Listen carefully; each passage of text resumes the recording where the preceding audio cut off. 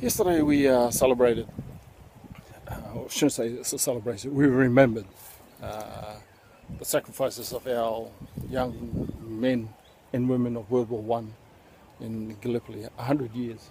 And the amazing sacrifices that these young people did way back then, especially for this part of the world, because, if you think about it, there were no jet planes and fast boats from those days. Everything was steamship or sailboat, and no car. Well, there were cars and trucks, but not like today, where the ease of travel is very easy. And when you hear the enlistment, the volunteering of a lot of people from all around the Pacific Islands, all over New Zealand, and all over Australia. They came from miles around to take part, to be part of this, and young men lying about their age and forfeiting their parents' signatures so they could go with their mates, and then finding themselves in one of the most atrocious environments, both health, physical, and mental states, and then losing a lot of friends, in a very short time. The sacrifices that these people make for the freedom of their country or the values of their country, it's a lot to fathom about what these people did. Now, those sort of things just really haven't quite changed today, and we talk about the ultimate sacrifice when somebody, as a defence member, goes on a journey like this and doesn't come back. The reality is, a lot of members don't see themselves that way.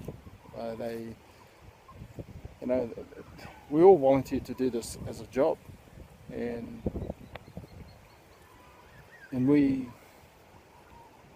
knowing that one day we're going to have to deploy, and to be honest with you, we look forward to that, because it's a profession you train to do, and then when you find yourself in that environment, you just do it.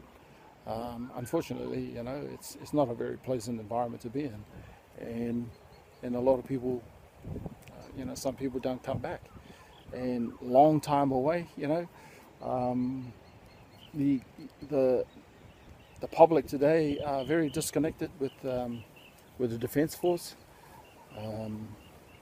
As much as we remember what happened 100 years ago, but today it just seems to be another industry that does what it has to do, which is fair enough. But the sacrifices that go on today is really, with the families, because people who do this job do it as a job and they go. But it's the families that wait, that worry, and that have just always, that dread that phone call, or dread that knock on the door.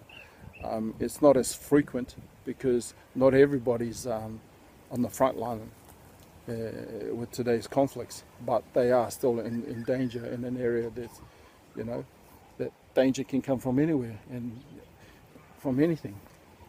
So it's the families over here. I mean, the families also who are watching these parades.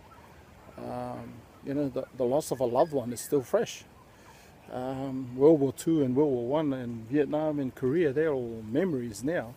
But back then, it was still fresh to a lot of people, a lot of families. So the sacrifices of a nation aren't exactly always from soldiers, but also their families. So ANZAC Day is a remembrance of how this kind of job enables us to live the freedom that we have, freedom to speak our minds and share and do whatever we like within our own societies, and live the life without being governed how not to do anything. If that makes sense.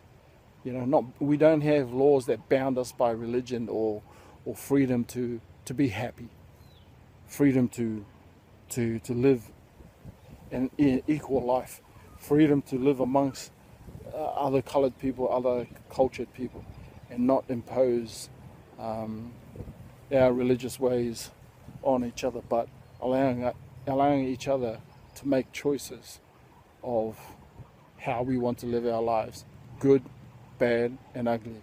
Of course, we put laws into place here to protect the good from bad and ugly activities, because at the end of the day, we're all human beings, and not all human beings are perfect.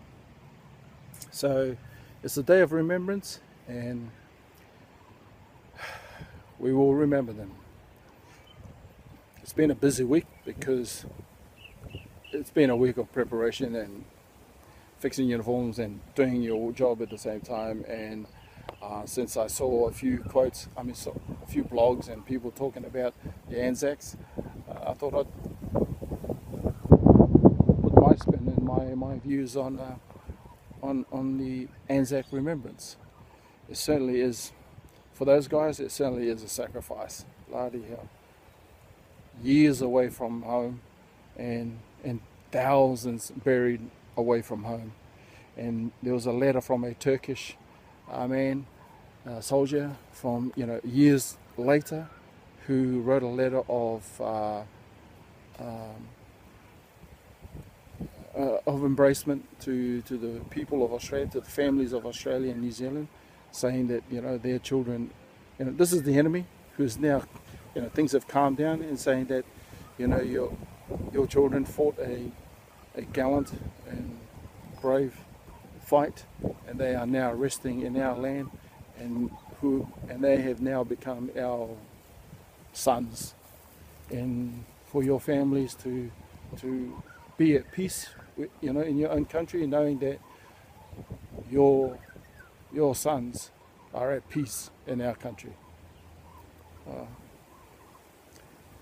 The beauty of mankind, the good, bad, the good and the badness of mankind. All right, take it easy. Have a good day. See you later.